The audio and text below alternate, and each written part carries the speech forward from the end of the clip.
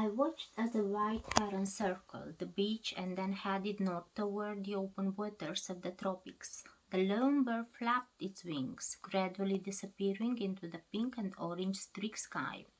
It was time for us to go too. Pack it up, Frankie. It's getting late, I said. Frankie threw his small fishing net into the rolling surf. Come on, Lucia, a few more minutes. We don't even have school tomorrow. I sighed and leaned back on my towel. Frankie was right. There was no need to rush home. Since all the private schools had been closed and the public schools were being re-evaluated, who knew when classes would start again? I was growing tired of constantly hearing about the revolution, but I privately thanked Castro for postponing my algebra test. I closed my eyes and imagined old Senora, our eighth grade teacher, being questioned by one of the new government officials. The poor woman would probably be so flustered that she'd passed out. Then I thought of Manuel, who sat 2 rows ahead of me in algebra class. With his light brown hair and green eyes, he was definitely the cutest boy in class. Maybe that's why I couldn't concentrate on anything, she said. A distant rumbling snapped me out of my daydream. I searched the sky to see if a storm was coming, but it was a clear evening. The thunder-like noise grew. Something big was coming down the beachside road. I shook the sand off my feet, grabbed my sandals, and hurried toward the boardwalk.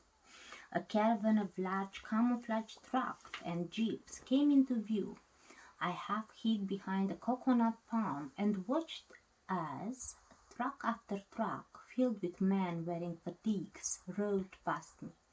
During the past year, there had been pictures of the revolution soldiers in the newspapers and on TV, but I'd never seen so many in person. Most of the soldiers that were riding in the trucks looked like they were in their 20s, but a few seemed to be my age. One of them had such intensity and fierce determination in his eyes that it made me shudder, and I quickly looked away. And then they were gone, leaving behind a cloud of sand and dust in the road. Did you see that? Frankie yelled from the water's edge. I turned and walked back to where my bike and beach towel lay.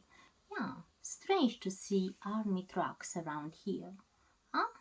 I'm talking about the huge yellow tail that swam.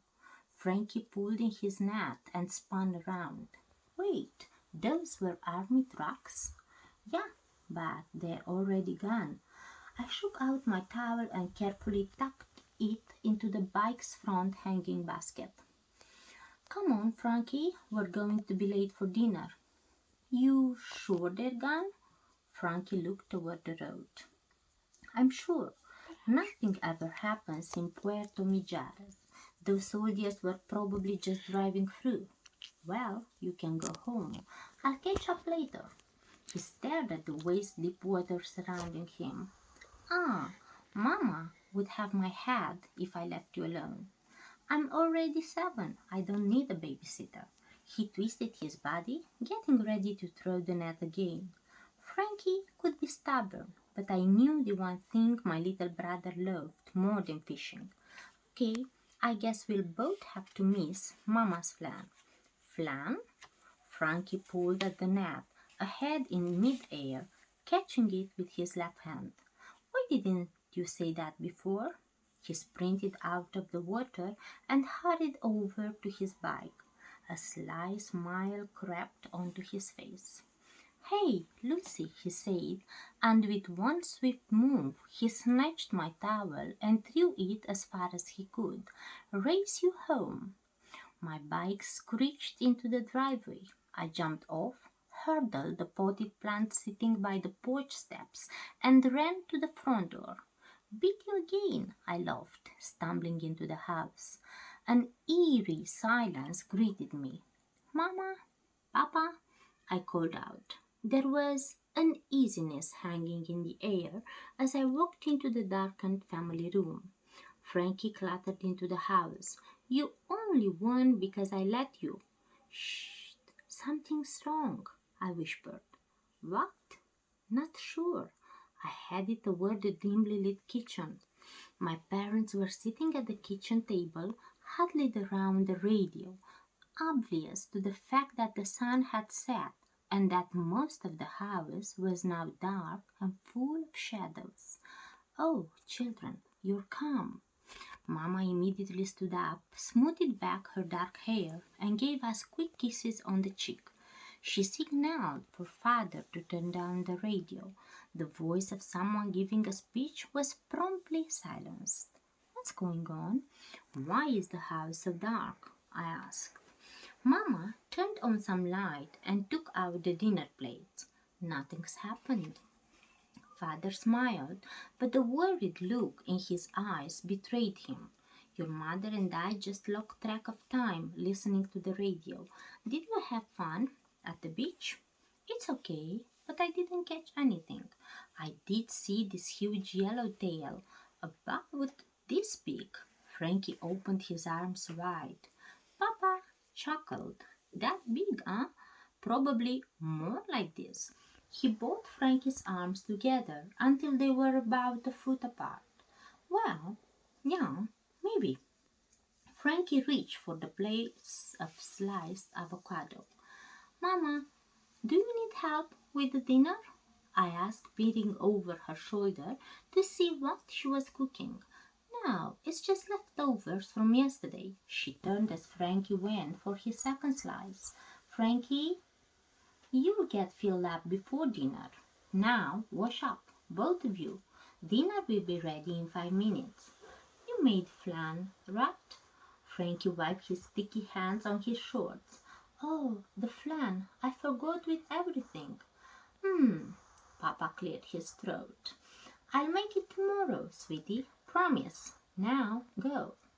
"Told you we shouldn't have left the beach," Frankie muttered as we stepped into the hallway. I ignored him and focused instead on the shouting coming from the kitchen radio. Mama had raised the volume the moment we'd left the room. A reporter was describing a large crowd gathered near the town square, and in the background there was some sort of chanting. I strained to hear what they were saying. Then the words came through clearly, echoing my head.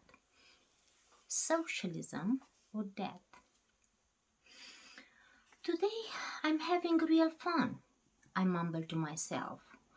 I pulled open the bedroom drapes and took a look outside.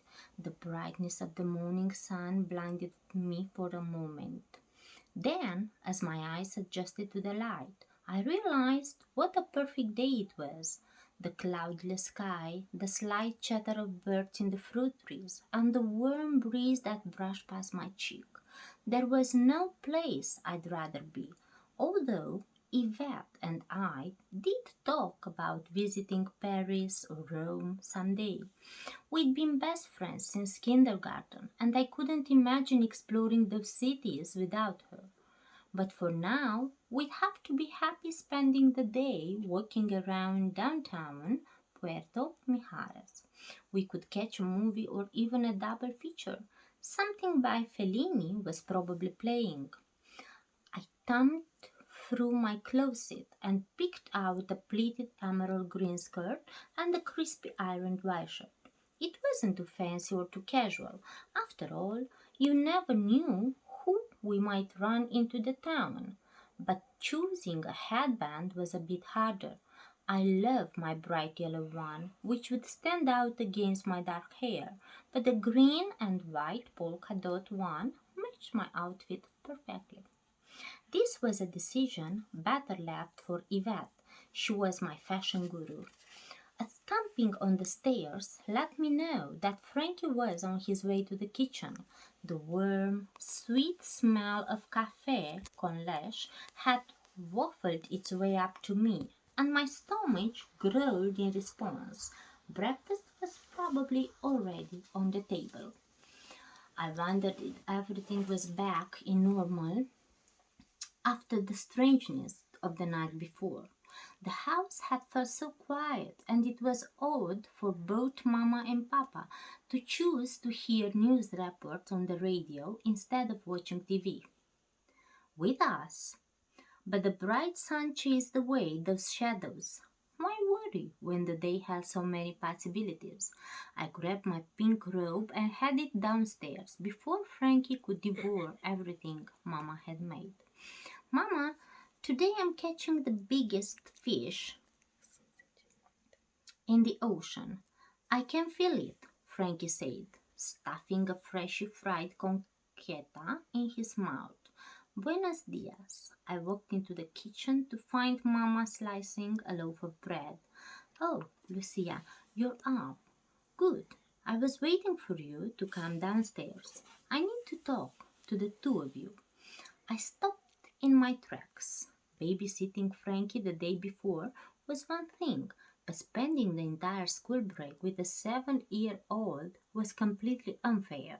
This unexpected vacation was supposed to be enjoyed with my friends. I looked for Papa, who usually agreed with me. There were only two plates on the table, and the wide serving platter in the middle held only 6 small, ham-filled croquetas, barely enough for Frankie and me. Where's Papa? I asked. We had to go to work early